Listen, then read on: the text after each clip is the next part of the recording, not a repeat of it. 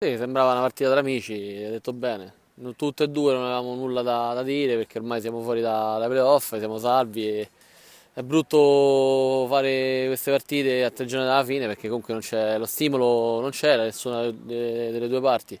Ci dispiace perché poi, ripeto, eravamo pronti a fare questa partita, a giocarcela alla morte perché per noi pensavamo fino a 3 giorni fa di ancora giocarcela. E la regola c'è stata, il regolamento c'era scritto, quindi è colpa anche nostra che non abbiamo sicuramente visto.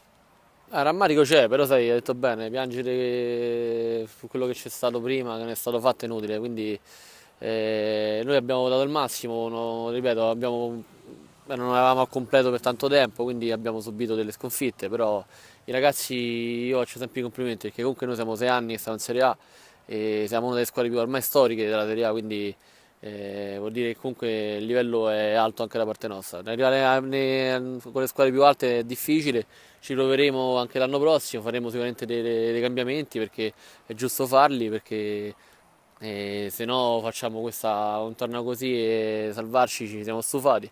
Vogliamo cercare di fare qualcosa in più e cominceremo a lavorare adesso sicuramente per l'anno prossimo.